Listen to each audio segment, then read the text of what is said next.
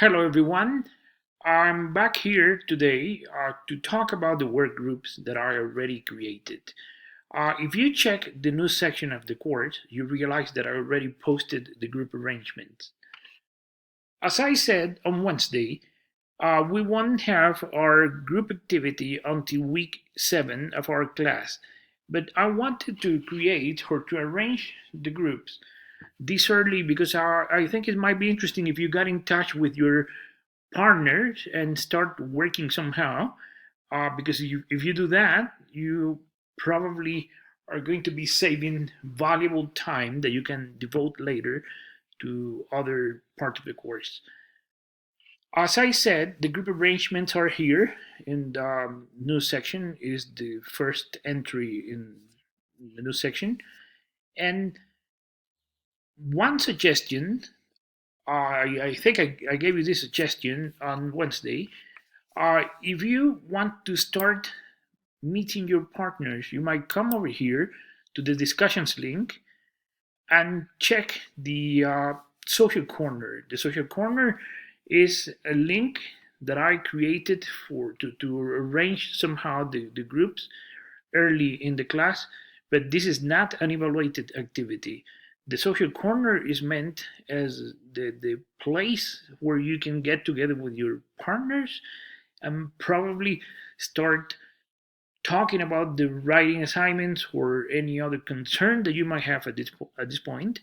And but one suggestion is that maybe you may want to start discussing the writing assignments. Uh, the first writing assignment is scheduled for the fourth week of the course, but as you know, because I told you on Wednesday, the writing assignments are linked. They are the second writing assignment is a summary using the one paragraph essay format. The third is an analytical essay, and the fourth is an argumentative essay. All the writing assignments start from the point that you have to read six articles, six mandatory articles, and then you have to choose one for each of the assignments. In the process, you will have to cite the articles and all. So my suggestion is that since I gave you six articles that you have to work with, and in every group you have six members, I think that a wise idea would be that you shared the articles, and each one of you read one of the articles in depth, and then did some annotated reading. As I explained in the video conference, what is critical reading? What is annotated critical reading? You are reading part one of your course book, and in exactly on page 26, I think, I'm going to check this now. On page 26, yes, that's right, the author Andrew Lunsford mentions that reading rhetorically means attending carefully and intentionally to a text. It means being open minded to that text, and it means being an active participant in understanding and thinking about it and responding to what is in the text. As Nobel laureate Toni Morrison says, the words on the page are only half of the story. The rest is what you bring to the party. So that's exactly what reading rhetorically means. When you read rhetorically, you pay special attention to the text. You squeeze the text dry. You get all the information that the text provides, and then somehow you add your knowledge to it. You make side notes, and then you simply um, um, talk to the author, like not literally, but you talk to the author as you read the text. If you want to talk to the author, you have ways to do it because many of the online publications offer the option to register a comment and send to the author. So today is this democratic when reading material. So, chapter one, part one, offers a guidance, a clear guidance on how to read effectively and how to be an active participant in when reading a text. In the following page, you have the notion of reading to understand and engage, and recommendations by the author Lunsford et al. They ask you to do some previewing, some skimming, some scanning, um, thinking about what you know about the topics. Um, so all these questions.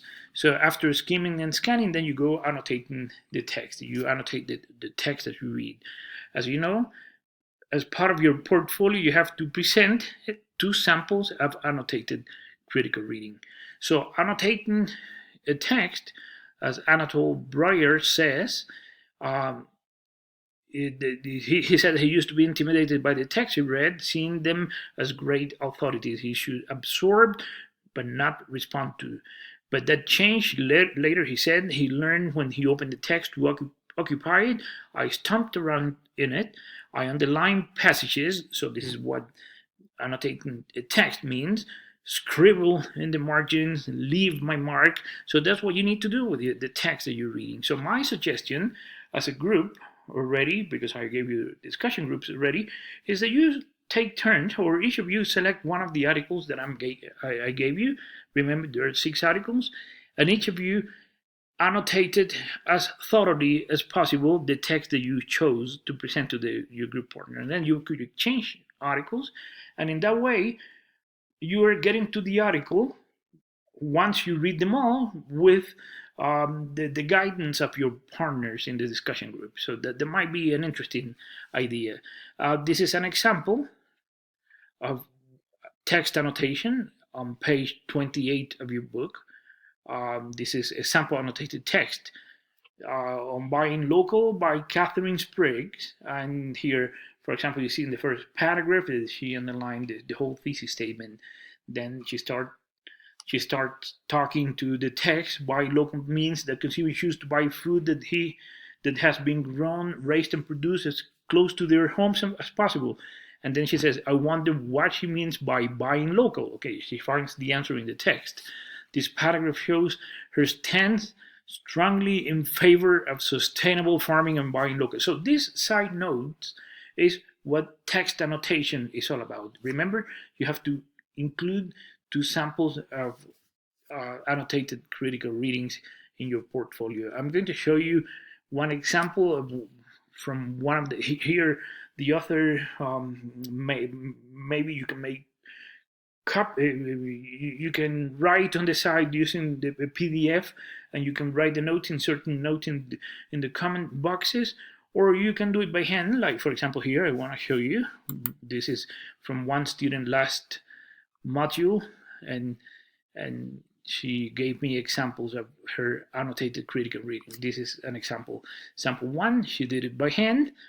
I don't have a problem as long as your samples are clearly presented as they are visually friendly. Here, what Isabella did was she highlighted using a marker or highlighter, and then she wrote by hand little notes on the side, maybe as a guidance to herself while reading the article, and then later to write the essay.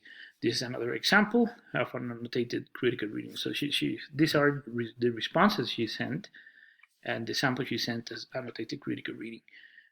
This is an example of a portfolio from last module.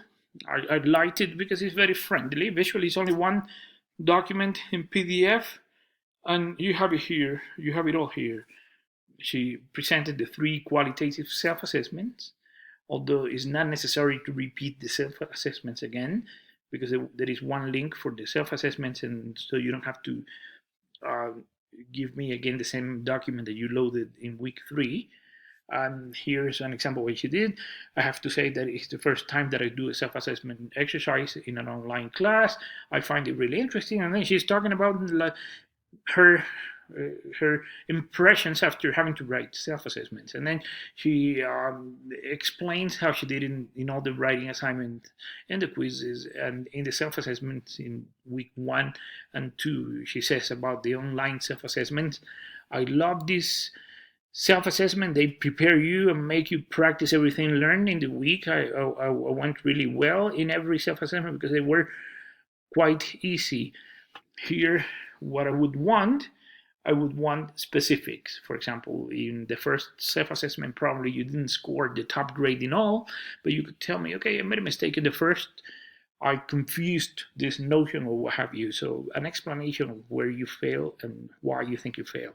So that's the whole point of the self-assessments. This is Isabella's portfolio, and I wanted to show it here as an example of something well done. Okay, this is an example of pre-writing, again by hand. She did brainstorming for writing assignment 3. This is an example of the pre-writing that she used.